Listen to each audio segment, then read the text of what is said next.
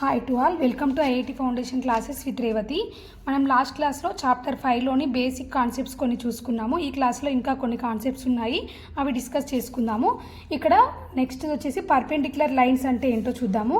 Two intersecting lines making an angle of 90 degrees with each other are called perpendicular lines. అంటే మనం ఒకవేళ two intersecting lines తీసుకుంటే వాటి మధ్యలో ఖచ్చితంగా 90 degrees అనేది ఫామ్ అవుతున్నట్లయితే అలాంటి వాటిని మనం పర్పెండిక్యులర్ లైన్స్ అని అంటాము.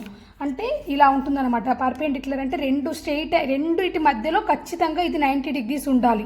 అలాంటి వాటిని మనం ఇదొక లైన్ అనుకుంటే 90 degrees ఉంటే అలాంటి వాటిని మనం పర్పెండిక్యులర్ లైన్స్ అని అంటాము.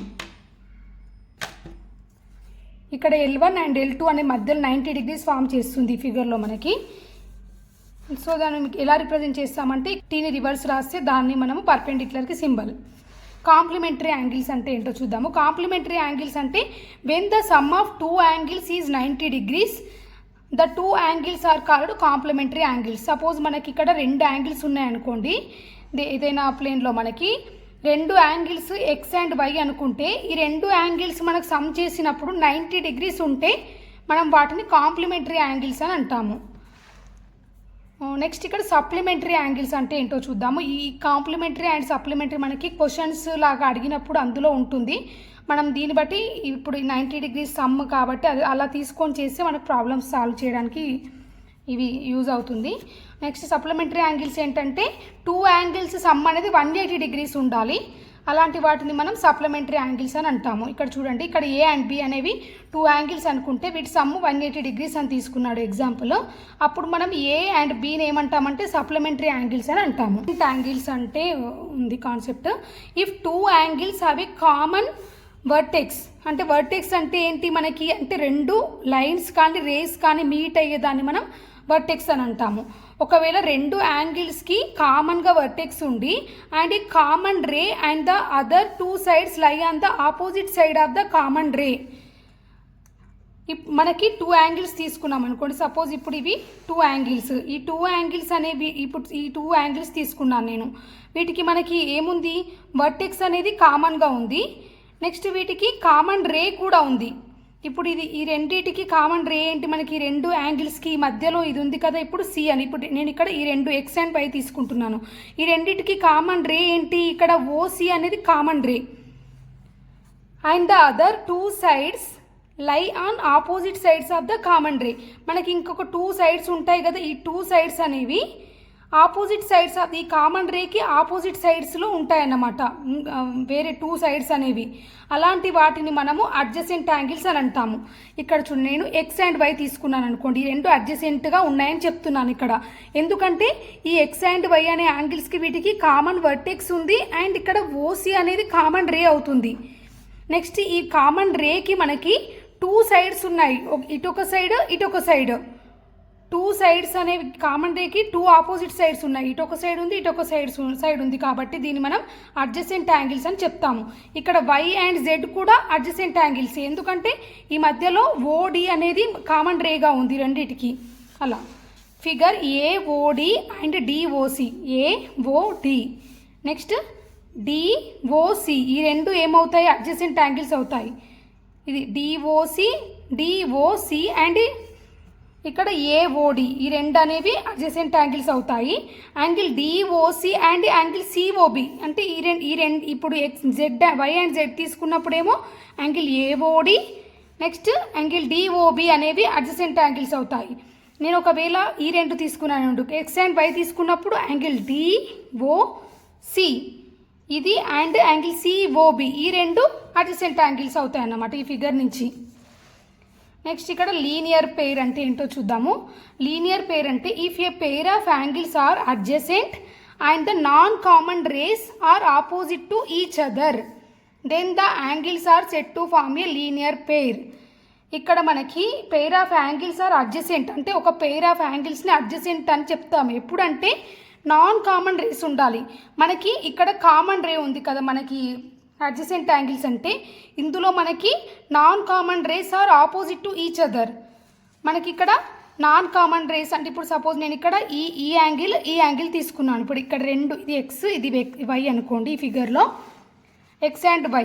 ఇక్కడ మనకి కామన్ రే ఏంటి, ఓపీ అనేది కామన్ రే. బట్ ఇక్కడ మనకి నాన్ కామన్ రే ఏంటి, ఇక్కడ ఈ రెండు నాన్ కామన్ కదా, ఓఏ అండ్ ఓబీ అనేవి నాన్ కామన్. ఈ రెండు అంట ఆపోజిట్గా ఉండాలి ఈచ్ అదర్. అంటే ఇది చూడండి, ఇది ఓబీ అనేది ఓఏ, ఈ రెండు మనకి ఆపోజిట్ లాగా ఉన్నాయి.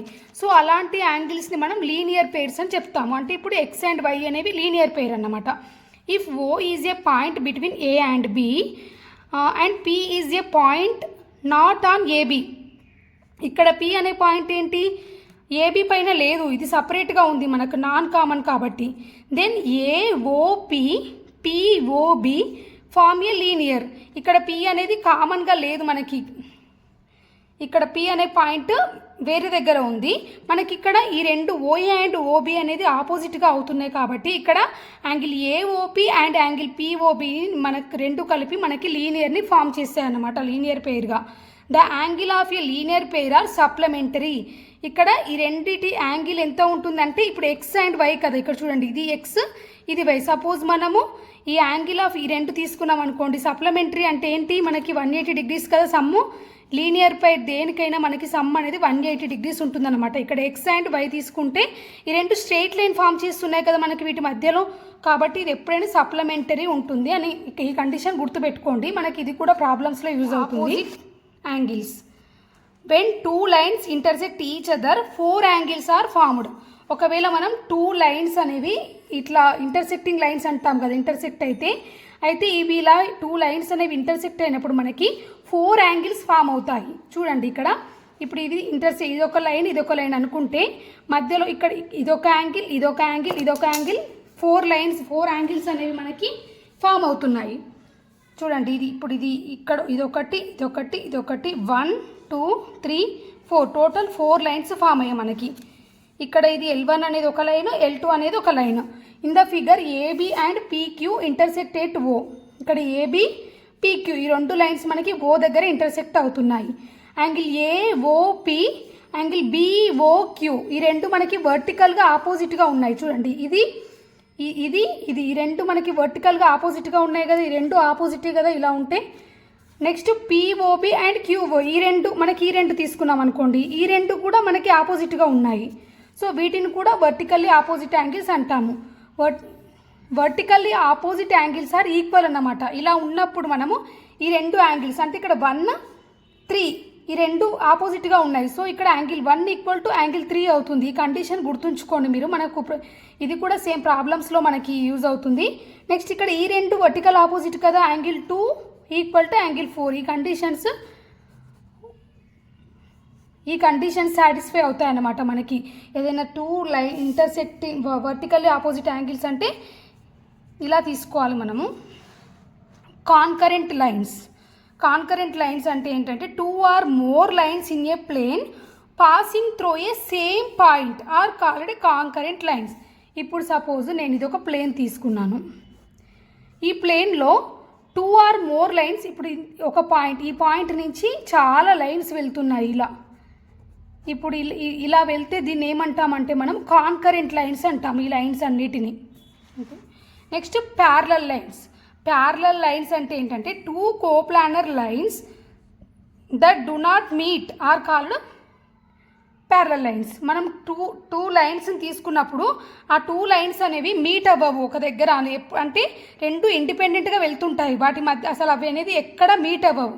మనం దీనికి బెస్ట్ ఎగ్జాంపుల్ ఏంటంటే మీరు రైల్వే ట్రాక్ తీసుకోండి.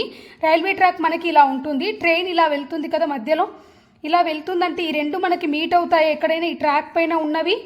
సో ఈ రెండింటి లైన్ వీటిని ఏమంటామంటే మనము ప్యారలల్ లైన్స్కి ఎగ్జాంపుల్గా చెప్పొచ్చు అన్నమాట railway ట్రాక్ని. In the given figure, L1 and L2 are parallel lines. Symbolically, we write L1 parallel L2 and read as L1 is parallel to. దీనికి ఇంకా ఎగ్జాంపుల్ మనకి సపోజ్ మనం హైవే కానీ ఏదైనా రోడ్ తీసుకున్నాం అనుకోండి, ఇలా ఉంటుంది రోడ్డు. మనకి ఈ రెండు ఎక్కడైనా మీట్ అవుతాయా అంటే ఒక సర్టెన్ విడ్త్తో ఇలా వేస్తారు రోడ్ అనేది. ఈ రెండు మనకు ఎక్కడ మీట్ అవ్వవు కదా, సో వీటిని కూడా మనము ఈ లైన్స్ని కూడా మనము ప్యారలల్ లైన్కి ఎగ్జాంపుల్గా తీసుకోవచ్చు. ప్రాపర్టీస్ ఆఫ్ ప్యారలల్ లైన్స్ చూద్దాము. For 2 given parallel lines the perpendicular distance between the lines is the same everywhere. ఇక్కడ నేను 2 ప్యారలల్ లైన్స్ తీసుకున్నాను. వీటి మధ్యలో డిస్టెన్స్ అంటే పర్పెండిక్యులర్ అంటే ఇప్పుడు ఇలా గీస్తే పర్పెండిక్యులరే అవుతుంది కదా. ఒక లైన్ని నేను ఇప్పుడు ఇది హారిజాంటల్గా ఉంది, నేను వర్టికల్గా ఒక లైన్ గీసానంటే ఏంటి మనకి మీనింగ్, అది పర్పెండిక్యులర్గానే ఉన్నట్టు కదా. So perpendicular distance between the lines ఈ సేమ్ ఎవ్రీవేర్. అంటే ఈ డిస్టెన్స్ అనేది నేను ఎక్కడ తీసుకున్న ప్యారలల్ లైన్స్కి సేమ్ ఉంటుంది. సపోజ్ 1 సెంటీమీటర్ ఉందనుకోండి, అన్నిటికీ 1 ఉంటుంది కదా. సో ఆ ప్రాపర్టీని సాటిస్ఫై అవుతాయి parallel lines. If 2 lines lie in the same plane and are perpendicular to the same line then they are parallel to each other. అంటే ఇక్కడ 2 లైన్స్ అనేవి సేమ్ ప్లేన్లో ఉన్నాయనుకోండి. ఇప్పుడు ఇది ఒక ప్లేన్, ఈ ప్లేన్లో ఇప్పుడు ఈ 2 లైన్స్ ఉన్నాయి and are perpendicular to the same line.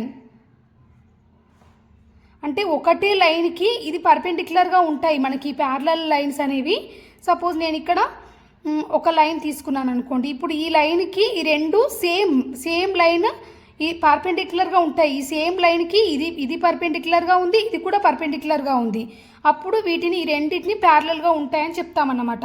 నేను 2 లైన్స్ తీసుకున్నాను, నేను సపోజ్ ఒక ప్లేన్ పైన, దానికి సపోజ్ ఈ లైన్కి ఇలా పర్పెండిక్యులర్గా ఒక లైన్ ఉందని పర్పెండిక్యులర్గా ఉన్నాయనుకోండి రెండు, అప్పుడు ఈ రెండింటిని ఏమంటామంటే ప్యారలల్గా ఉన్నాయని చెప్తామన్నమాట. If 2 lines are parallel to the same line then they are parallel to each other. ఇవి ప్యారలల్గా ఉంటాయి, ఒక సేమ్ లైన్కి ప్యారలల్గా. అంటే ఇంకొక లైన్ ఉందనుకోండి ఇలా, అంటే ఇప్పుడు ఈ 2 లైన్స్ అనేవి ఈ లైన్కి ప్యారలల్గా ఉన్నాయి, అప్పుడు then they are parallel to each other. అప్పుడు ఈ 3 అనేవి ప్యారలల్గా ఉన్నాయని చెప్తామన్నమాట. One and only one parallel line can be drawn to a given line through a given point which is not on the given line. Only one parallel line can be drawn. అంటే ఇప్పుడు suppose ఒక్కటే parallel line drawn చేసామనుకోండి to a given line. Suppose ఇది given line అనుకోండి, ఇక్కడ AB అనేది ఒక given line. నేను దీనికి ఒక ప్యారలల్ లైన్ గీయగలుగుతాను త్రూ ఏ గివెన్ పాయింట్. అంటే ఇక్కడ ఒక పాయింట్ ఇచ్చారు మనకి, ఇది ఒక లైన్, మనకి ఇక్కడ ఒక పాయింట్ ఇచ్చారు. నేను ఈ పాయింట్కి ఎన్ని ప్యారలల్ లైన్స్ గీయగలుగుతాను? ఒక్కటే కదా, not on the given point which is not on the given line. అంటే నేను ఇక్కడ ఏంటంటే ఇప్పుడు ఏబి అనేది ఒక లైన్ అని ఇచ్చారు మనకి, అయితే ఒక పాయింట్ ఉంది అని చెప్తున్నాడు. ఆ పాయింట్ అనేది దీనిపైన లేదు మనకి, అంటే బయట సంథింగ్ ఇక్కడ కావచ్చు. నేను ఇక్కడ తీసుకున్నాను ఈ పాయింట్ని, ఓ అనే పాయింట్ని. ఇప్పుడు అలా ఉందనుకోండి, మనం ఎన్ని ప్యారలల్ లైన్స్ గీయొచ్చు? ఓన్లీ ఒక్కటి ప్యారలల్ లైన్ గీయొచ్చు. సపోజ్ పాయింట్ అనేది ఇక్కడ ఉందనుకోండి, అప్పుడు ఒకటి ప్రాపర్టీ వచ్చేసి ఇది అవుతుంది. నెక్స్ట్ క్లాస్లో ఇంకా ఒక టాపిక్ ఉంది, అది డిస్కస్ చేసుకుందాం. Thank you very much.